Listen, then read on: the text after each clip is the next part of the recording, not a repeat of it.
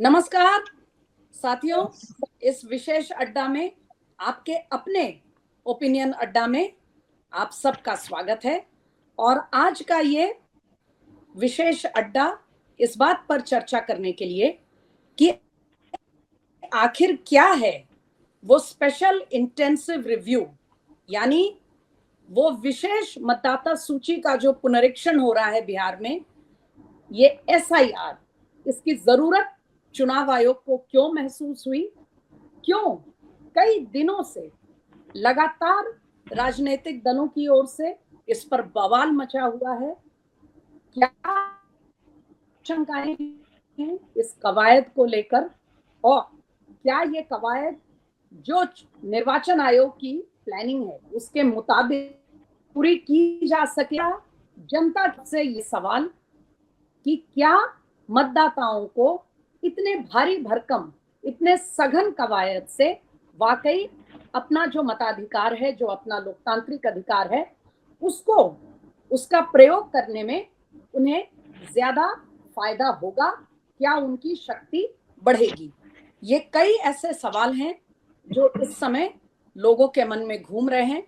और हमें ये पता है कि बयानबाजी, बैठकें, चर्चाएं और डिबेट तो बहुत हो रही हैं, लेकिन अभी भी आम लोगों के जहन में इस SIR, स्पेशल इंटेंसिव रिव्यू को लेकर अभी भी कुछ सवाल हैं, क्योंकि ये पूरी प्रक्रिया क्या है इसको लेकर स्पष्टता की थोड़ी कमी है।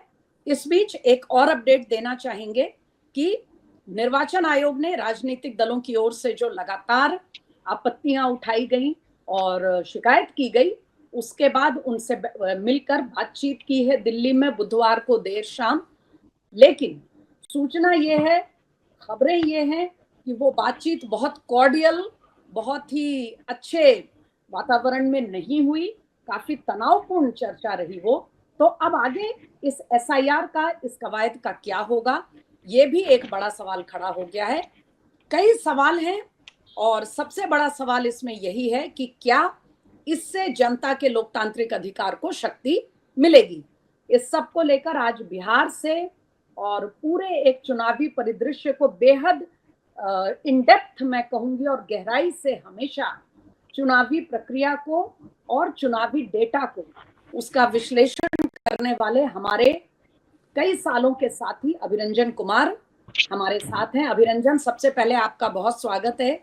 बहुत शुक्रिया, बहुत शुक्रिया, कि बहुत धन्यवाद। इतनी सारी गतिविधियों के बावजूद अड्डा के लिए समय निकाला। इसके साथ ही हमारे ओपिनियन अड्डा के साथी विनोद शुक्ला भी मेरे साथ हैं। उनको आप लगातार सुनते रहते हैं, उनके विश्लेषण को, उनके समाचार को।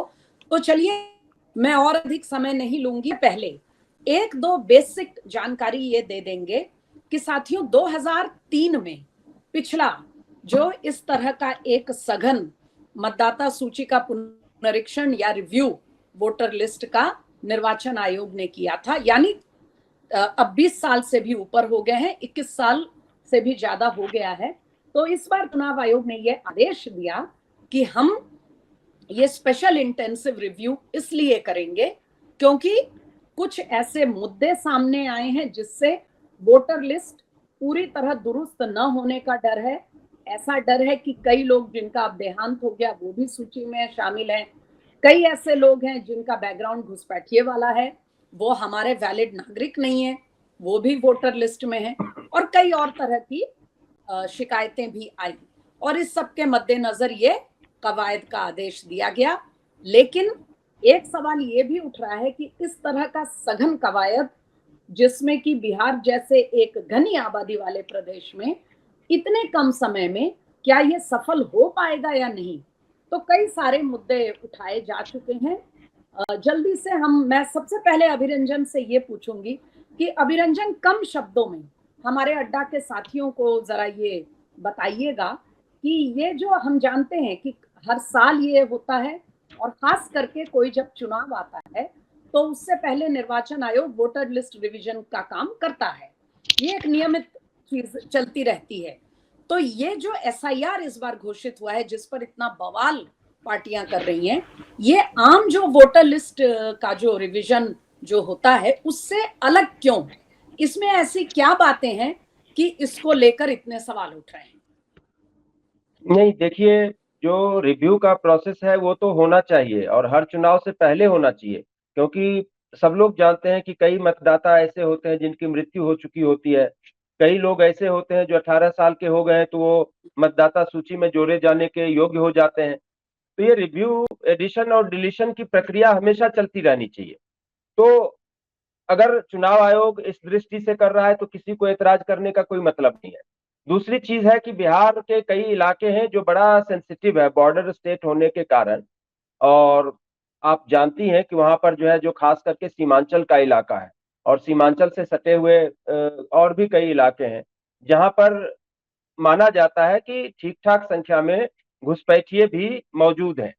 और आज की तारीख में कितना आसान हो गया है, या हमारे देश की व्यवस्था ऐसी है, सिस्टम में करप्शन इतना है, या आप समझें कि एक जो फिल्ट्रेशन की प्रक्रिया है, एक जो आइडेंटिफिकेशन की प्रक्रिया है, उसमें इतने छिद्र हैं कि अभी हमने जब भारत और पाकिस्तान के बीच ऑपरेशन सिंदूर के दौरान जो है तनाव का माहौल था, तो हमने देखा था कि एक व्यक्ति बाकायदा कैमरे पर आकर क्लेम कर रहा था कि मेरे पास, मैं पाकिस्तानी हूं लेकिन मेरे पास भारत का आधार कार्ड भी है, मतदाता पहचान पत्र भी है, और मैंने कश्मीर के इलेक्शन में वोट भी डाले हुए हैं और मैं इतने साल से रह रहा हूं, बताइए अब मैं कहां जाऊं।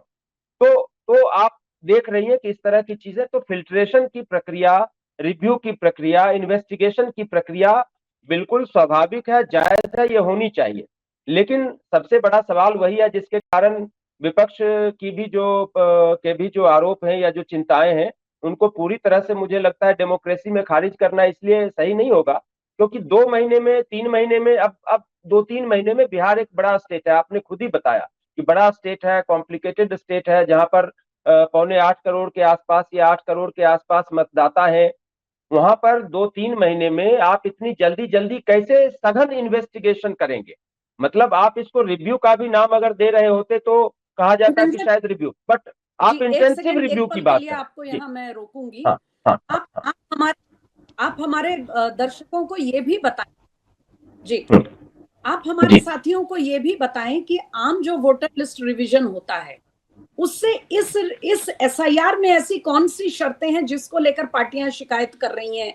जैसे कि कट ऑफ डेट की बात है, डेट ऑफ बर्थ का, एग्जैक्टली, वो क्यों, एग्जैक्टली, वो नए शर्तें क्या? एग्जैक्टली। देखिए, कट ऑफ डेट को लेकर ही एक्चुअली बवाल है। अगर बात सिर्फ इतनी होती कि जो लोग दिवंगत हो चुके हैं उनके नाम हटा दिए जाएं, जो 18 साल के हो चुके हैं उनको योग्य है तो सूची में डाल दिया जाए नाम, बात केवल इतनी सी होती तो शायद समस्या उतनी नहीं होती। लेकिन 2003 का जो चुनाव आयोग की जो सूची है, जो आखिरी बार इन्होंने इंटेंसिव रिव्यू किया था, उस वक्त की जो सूची है, उस सूची को इन्होंने आधार बना दिया है। और विपक्षी पार्टियों को ऐसा लगता है कि बहुत सारे लोग होंगे जो उस सूची में नहीं होंगे। हालांकि जो चुनाव आयोग है उसने बड़ा सिंप्लीफाई भी किया है। मैं ये मानता हूं कि चुनाव आयोग ने कहा है कि 4.96, मतलब लगभग लगभग 5 करोड़ लोग तो ऐसे हैं जिनका 2003 के सूची में नाम है। तो अब उनमें जो लोग दिवंगत हो गए वो हट जाएंगे, बाकी उनको जो जीवित हैं और योग्य हैं उनको कोई भी डॉक्यूमेंट देने की, पेश करने की जरूरत नहीं है क्योंकि वो 2003 के उसमें मौजूद है। तो 2003 की लिस्ट में जो मौजूद है उनको तो चिंता होनी नहीं चाहिए। अब 2003 के बाद जो लोग जुड़ने वाले हैं उनके लिए भी चुनाव आयोग ने, देखिए, ये तो कहा ही है कि आप बस दिखा दीजिए कि आपके माता पिता का नाम जो है 2003 के लिस्ट में मौजूद है। तो मुझे लगता है कि चुनाव आयोग ने अपनी तरफ से पूरी साफगोई और पारदर्शिता बरतने की कोशिश भी की है, प्रोसेस को सिंपल बनाने की भी कोशिश की है, नागरिकों को ज्यादा परेशानी ना हो इस बात का भी ध्यान रखने की कोशिश की है। तो कायदे से इसमें बहुत परेशानी नहीं होनी चाहिए। लेकिन बात बस वही है कि जो परेशानी हो जी, सकती है, मैं वापस अगर हो आऊंगी। सकती है, तो वो केवल समय की कमी के कारण हो सकती है कि क्या 2 से 3 महीने में इतनी इंटेंसिव रिव्यू जो है 8-9 करोड़ लोगों की, क्या चुनाव आयोग में इतनी क्षमता है? वो कर सकता है। अगर वो कर सकता है तो बहुत अच्छी बात ठीक है, है, फिर तो ठीक है मुझे उसमें कोई बड़ी निरंजन, वो समस्या नहीं समय, लगती है। मैं मानती हूँ ये समय समय वाला फैक्टर बेहद इस समय महत्वपूर्ण है, क्योंकि बिहार के चुनाव में 4 महीने का भी शायद अब समय नहीं है, बमुश्किल 4 महीने है। जी, मुझे जी, अनुमति दीजिए मैं जरा विनोद जी के पास भी आऊं, फिर आपसे लौटकर इस विषय पर जी। कुछ और, इस पे कुछ मुद्दे उठाए गए हैं उनकी चर्चा करनी है।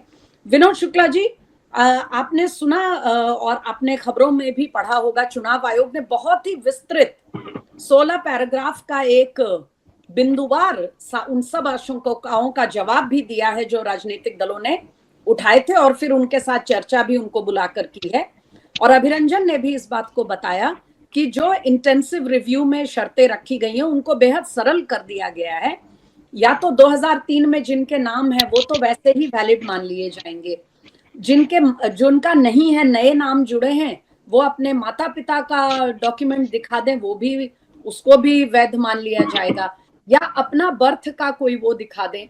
इसके बावजूद राजनीतिक दल ये आशंका जता रहे हैं कि इसमें माइनॉरिटीज का, वंचित और पिछड़े वर्ग के लोगों का ज्यादा इसमें नुकसान होगा, क्योंकि उनके पास डॉक्यूमेंटेशन नहीं होता, वो अपनी बर्थ वगैरह रजिस्ट्री पर बहुत ज्यादा ध्यान नहीं देते, और इस तरह की और आशंकाएं। आपको क्या लगता है, क्या वाकई ये शर्तें कुछ कठिन है या शर्तें प्रैक्टिकल नहीं है, और क्यों चुनाव आयोग को एन चुनावी वर्ष में इतना इंटेंसिव रिव्यू करने की जरूरत पड़ी? देखिए स्मिता जी, आपने एक ही प्रश्न में बहुत सारे जुड़े कई प्रश्न उठा दिए। मैं एक एक चीज को उत्तर देने की कोशिश करता हूँ जल्दी जल्दी, वन लाइनर्स में। पहली बात ये कि ये जो रिव्यू की बात हो रही है, जिसको इंटेंसिव रिव्यू की बात हो रही है, एक तो ये कि इंटेंसिव रिव्यू ये साल दर साल होना चाहिए, अचानक 2 महीने से पहले नहीं होना चाहिए। इसका दो कारण है, एक तो ये टाइम की स्कैर्सिटी के कारण इसको आप पूरा नहीं कर पाइएगा। दूसरा ये कि 2 महीने से पर आप कीजिएगा तो चुनाव के पहले नाम हटाए जाने को पॉलिटिसाइज किया जाएगा, और पॉलिटिकल पार्टीज जब इलेक्शन कमीशन जैसे इंस्टीट्यूशंस पर लगातार वोटिंग मशीन और ईवीपैट के ऊपर प्रश्न चिन्ह उठा रही है, तो ये प्रश्न लाजमी है। और आप चाहे जितनी कोशिश कर लीजिए, जो पार्टी के नाम पर डिवीजन हुआ है, जो अपोजिशन के सपोर्टर्स है, वो आप कुछ भी कर लीजिए, आपकी बात नहीं मानेंगे। एक प्रश्न। दूसरा प्रश्न ये है कि जिनके नाम हटाए जाएंगे, अभी 2003 से अब तक का मामला है। इस बीच भारत में और विशेष रूप से बिहार के सीमांचल और इलाके, आसाम, और अगर वेस्ट बंगाल की बात करें तो अनगिनत लोग आ गए होंगे, करोड़ों में संख्या है। अब इसमें दो महत्वपूर्ण बात जो इसको समझ में लेना चाहिए, ये बहुत बड़ा फसाड है कि सबसे ज्यादा माइग्रेशन बिहार में से होता है। ये बहुत बड़ा वो है। बिहार से लगभग उतना ही माइग्रेशन जो होता है वो पश्चिम बंगाल से होता है। अंतर ये है कि बिहार का जो गरीब तबका है वो माइग्रेट करता है, और पश्चिम बंगाल का सब तरह का तबका है। आप पूरे देश में कहीं घूम जाइए, तमिलनाडु से लेकर के, आपको अगर या तो बिहारी मिलेगा, और अगर पश्चिम बंगाल का मिलेगा, और ये वो बांग्लादेशी है तो पश्चिम बंगाल का कह करके मिलेगा। तो ये कि हम कहने से डरते हैं कि पश्चिम बंगाल के लोग पढ़े लिखे हैं, माइग्रेट नहीं करते, ये बड़ा फसाड है। वहां से भी खूब माइग्रेट करता है।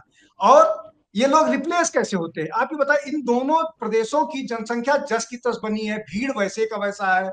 मैं केरल जाता हूं, मुझे स्टेशन पर भीड़ नहीं दिखती है। पश्चिम बंगाल और बिहार में भीड़ जस की तस है।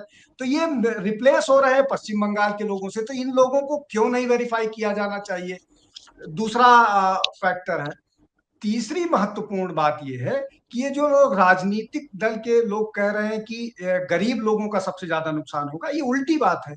Vote I card middle class नहीं बनवाता है, वो तो जैसे ही चुनाव घोषित होता है छुट्टी मनाने पहाड़ पर चला जाता है। सबसे ज्यादा वोटर 80 करोड़ लोगों को मुफ्त राशन मिल रहा है, बिना चेहरा देख के मिल रहा है। कोई न कोई प्रमाण दिखाता होगा ना। तो ये कहना कि इससे ज्यादा, मैं आपको एक छोटा सा उदाहरण देता हूं। कोरोना के समय पूर्वी दिल्ली के बहुत सारे इलाके में लोग राशन लेते थे मुफ्त में लाइन लग के, और अपनी बकरी के लिए राजमा चावल लाइन में लग के लेते थे, तो बिना किसी प्रमाण के लेते थे। उनके पास राशन कार्ड होता था, उनके पास सारे प्रमाण होते थे। तो जब आप 2003 की शर्त रख रहे हैं, तो इसका मतलब आपके माँ बाप का राशन कार्ड होगा, आपके माँ बाप का कोई न कोई प्रमाण पत्र होगा। तो ये पूरा का पूरा जो मुहिम चलाया जा रहा है, वो इंस्टीट्यूशन को रद्द करने का मुहिम चलाया जा रहा है। बंकम आरोप है, ये किया जाना चाहिए। मैं अभिरंजन जी की इस बात से पूरी तरह से सहमत हूं कि ये टाइम बहुत कम है, उसमें धड़फड़ी में गड़बड़ी, जल्दी में बहुत सारी गड़बड़ियां होने की चांस है। जो जेन्युइन लोग हैं शायद उनके साथ गड़बड़ी हो जाए, और जो फेक वोटर का आई कार्ड बनाता है वो इंश्योर करता है कि आगे कोई गड़बड़ होगा तो हम उसके लिए तैयार रहेंगे। बाकी लोग बहुत कैजुअल होते हैं।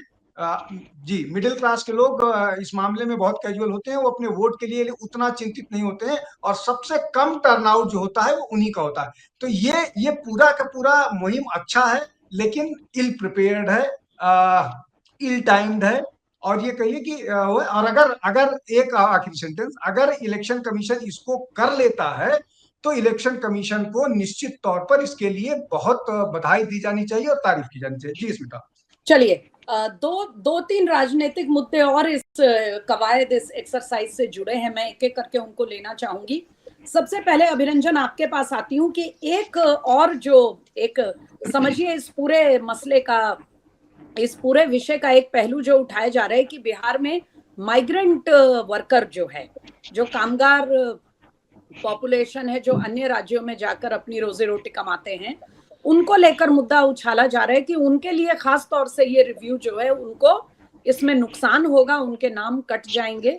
जबकि चुनाव आयोग एक नई वो पहल शुरू कर रहा है जहां वो चाहता है कि लोग जहां निवास करते हैं वो वहीं अपना मतदाता वो रखें, मतदाता सूची में नाम। ये बेहतर होगा, क्योंकि वरना काफी लोग नहीं जा पाते और वो अपने मताधिकार का प्रयोग नहीं कर सकते। एक और तर्क जो चुनाव आयोग दे रहा है वो ये है कि इसमें जो वंचित तबके के लोग हैं उनको या किसी को भी लोकतांत्रिक रूप से कमजोर करने के बजाय लोग अपने मताधिकार का प्रयोग ज्यादा सुनिश्चित हो पाए, ये इस पूरे कवायद की के पीछे मंशा है। तो ये जो माइग्रेंट पॉपुलेशन का ये पूरा एक मुद्दा है, जो ये मामला फंसा हुआ है, इस पर किस तरह का असर पड़ेगा, आपको क्या लगता है? देखिए, अगर जांच तरीके से होती है और डॉक्यूमेंट्स अगर लोगों के पास होते हैं, और डॉक्यूमेंट्स में कोई बड़े डॉक्यूमेंट्स नहीं मांगे गए, डॉक्यूमेंट्स में तो ये कहा गया है कि भाई 2003 के की जो मतदाता सूची है चुनाव आयोग की, उसमें यदि आपके माता पिता का नाम है तो इतने से आपका काम चल जाएगा, आपको कुछ और उसमें करने की जरूरत नहीं। अगर वो नहीं है तब आपको फिर अदर डॉक्यूमेंट्स की जरूरत पड़ेगी, चाहे आप अपना बर्थ सर्टिफिकेट लगाएं या और भी कोई सर्टिफिकेट लगाएं, जो भी लगाना हो। तो ये इतना सिंपल मुझे लगता है। एक्चुअली होता क्या है कि जो भी व्यक्ति इस दुनिया में है स्मिता जी, वो बिना किसी माता पिता के तो है नहीं। आमतौर पे हम मान के चल सकते हैं कि 99% या इससे भी ज्यादा लोग बिना माता पिता के तो है नहीं। कुछ ही लोग होंगे जो अनाथ होंगे, जो अपने माता पिता के बारे में भी नहीं जानते, ऐसे चंद लोग हो सकते हैं, लेकिन उनकी संख्या नगण्य है। तो बहुत मुश्किल नहीं लगता। सारी फसाद की जड़ यही है कि जो मेरे अंदर भी चिंता है कि क्या जो लोग माइग्रेंट हैं, जो बाहर चले गए हैं, क्या इतने कम समय में उन तक प्रॉपर सूचना पहुंच पाएगी? क्या वो चुनाव आयोग को अपने डॉक्यूमेंट्स अवेलेबल करा पाएंगे? क्या वो इस बात से अवेयर होंगे कि इतने समय में मैं अगर अपनी जांच नहीं करवा लूंगा तो मेरा नाम रहेगा या उसमें से निकल जाएगा?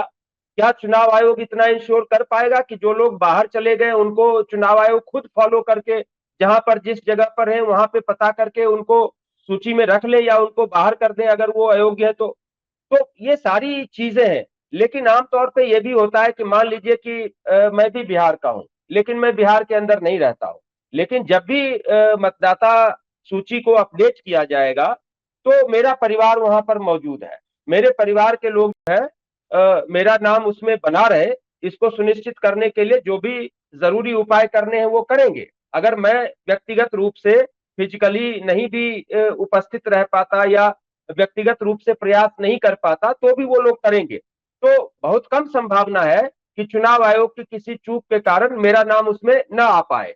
तो इसी तरह से जो भी माइग्रेंट लेबर्स हैं, ठीक है, उनका कोई ना ठीक, कोई माता पिता भाई बहन वहां पर है, ऑलरेडी है। तो मुझे लगता है कि बिल्कुल, ज्यादा बिल्कुल। गुंजाइश तो नहीं है। लेकिन ये बात जरूर है कि 2 से 3 महीने में, और ठीक चुनाव से एन पहले जब आप ये करेंगे तो अपोजिशन को जब जब वो ईवीएम तक पे सवाल उठाते हैं, हर चीज पे सवाल उठाते हैं, सरकार की हर नीति पर, हर मंशा पर सवाल उठाते हैं, तो उन्हें देखिए एक मौका तो मिलता है स्मिता जी। बाकी मेरे मन जी, में देखिए एक और बात ठीक, जरूर है जिसको मैं ऐड कर देता हूं ठीक, संक्षेप में। ठीक, मुझे ये जी, लगता है कि जब इस देश में एक देश एक कानून की बात होती है, एक देश एक चुनाव की बात होती है, तो एक देश एक पहचान पत्र की बात क्यों नहीं होती है? पहले हमें कहा गया कि आधार कार्ड जो है वो अब आ गया है, बिल्कुल रामबाण है, वो सारी चीजों का जो है एक उपाय है। तो मैं ये तो मानता हूं कि पासपोर्ट चूंकि दूसरे देशों के लिए आवश्यक है तो वो हमारा अलग हो सकता है, ड्राइविंग लाइसेंस चूंकि गाड़ी चलाने के लिए हमको पात्रता देता है तो वो अलग हो सकता है, लेकिन बाकी इतने सारे डॉक्यूमेंट्स क्यों नहीं एक ही पहचान पत्र हमारा हो जिससे हमको राशन मिलना है मिले, ना मिलना है ना मिले, वोट डालने का अधिकार है तो मिल जाए, नहीं अधिकार है तो ना मिले, हम नागरिक हैं भारत के कि नहीं है, वो सारी चीजें एक ही पहचान पत्र से क्यों नहीं सुनिश्चित हो जाए। तो मैं तो चाहूंगा, बड़ी उम्मीदों से हम सब लोगों ने, सरकार के साथ हम लोगों की उम्मीदें जुड़ी होती है चाहे कोई भी सरकार होती है, और मैं तो चाहूंगा कि 11 साल हो गए, मोदी जी कम से कम इस बारे में भी एक पहल करें कि एक देश एक पहचान पत्र हो। इतनी चीजें हो गई हैं भारत में कि आधार कार्ड तक फर्जी लोग बनवा ले रहे हैं, मतदाता पहचान पत्र भी फर्जी बनवा ले रहे हैं, ये हमने देखा है, कैमरे पर देखा है, लोगों ने खुद अपने मुंह से बताया कि मेरे पास फर्जी मतदाता पहचान पत्र है। तो कहीं से ये चिंता भी मन में आती है कि 2003 में ही जितने नाम हैं मतदाता सूची में, क्या वे सारे 100% नाम बिल्कुल सही है, क्या बिल्कुल वो जेन्युइन सूची है? तो बहुत सारे सवाल हैं, एक इंटेंसिव रिव्यू की शायद जरूरत है। यही भारत कारण के नागरिकों की जो रजिस्टर की बात हो रही थी ना, कि भारत का एक नागरिकता रजिस्टर तैयार हो, सबसे ज्यादा जरूरत स्मिता जी आज इस बात की है। मुझे लगता है कि मोदी जी को मुझे और लगता है सरकार को आप इस तरफ ज्यादा जी, ध्यान देने की जरूरत है। अभिनंदन, आप जिसको सबसे आवश्यक कह रहे हैं, जो national register of citizens NRC बिल्कुल की जो बात करते हैं, जी। इस समय सबसे बड़ा राजनीतिक फसाद भी वही बना हुआ है। कई विपक्ष के लोग हैं, मैं एक दो जब ज्यादा तक आप नहीं, एक उसको दो बयान टालती रहेंगी स्मिता जी, वो फसाद उतना और भीषण होता जी, जाएगा। आज अगर आप नहीं कर पाएंगे तो 10 साल बाद करना और देखिए मुश्किल मैं हो जाएगा, 20 साल बाद करना और मुश्किल हो जाएगा। एक ही जी सादे सब सदे एक काम अगर आप कर लेंगे जी तो आपकी सारी समस्याएं खत्म हो जाएंगी। जी मैं बताना जी चाहूंगी हमारे साथियों को, अड्डा के साथियों को, कि कैसे कैसे इसमें जो आपत्तियां आई उस पर तो हम थोड़ी बात कर चुके हैं, कैसे कैसे बयान लोगों ने इसमें जारी किए हैं। अब जैसे ओवैसी साहब का बयान आया, उन्होंने कहा है कि ये सीधे सीधे जो है एनआरसी को बैकडोर से लागू करने की कवायद है, और ऐसी बातें आरजेडी और सीपीएमएल के लोग भी पहले कह चुके हैं। राहुल गांधी ने कहा कि ये मैच फिक्सिंग है। उनका इशारा शायद निर्वाचन आयोग और जो एनडीए है, सत्ताधारी एनडीए, उनके बीच था कि ये मैच फिक्सिंग है। इशारा उनका ये था कि जो विपक्ष के वोट बैंक माना जाता है उनको मतदाता सूची से बाहर करने की कोशिश है। इसके अलावा और भी लगातार कई बयान आ रहे हैं। सबसे इसमें महत्वपूर्ण यही है कि ये एनआरसी को दबे पांव बैकडोर से लागू करने का प्रयास है। और दूसरा बड़ा आरोप ये है कि वो लोग जो, शायद उनका इशारा माइनॉरिटीज की तरफ है। विनोद, जल्दी से आपके पास आना चाहूंगी, हमारी बातचीत काफी लंबी हो गई है। अंतिम सवाल आपसे थोड़े शब्दों में, क्या आपको लगता है कि एसआईआर का विरोध जो हो रहा है ये सीधे सीधे इस राजनीतिक कारण से हो रहा है क्योंकि विपक्षी गठबंधन को ऐसा लगता है कि इसमें उसके वोट बैंक पर एक तरह का खतरा मंडरा रहा है और उसके वोट बैंक को असर पड़ेगा, और ये बात उन्होंने आरोप लगाया भी है। और क्या इस आरोप का कोई मतलब बनता?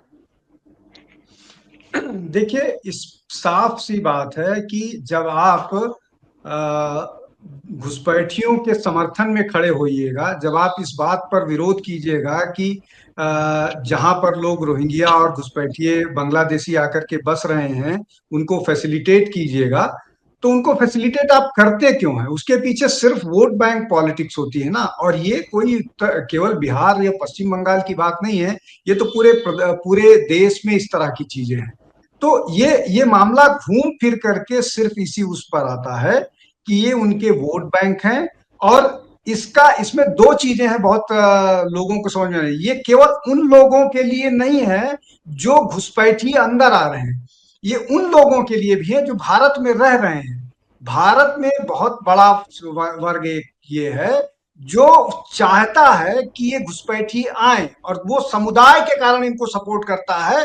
वो एक बड़ा फैक्टर है जिसमें रूलिंग पार्टी और अपोजिशन में जिसके कारण विरोध है। और एनआरसी का विरोध सिर्फ इसी कारण से हो रहा है और उसका कोई कारण नहीं है। इसीलिए ओवैसी की कॉन्स्टिट्यूएंसी में 65% एक समुदाय के लोग हो जाते हैं और वो इनविंसिबल हो जाते हैं।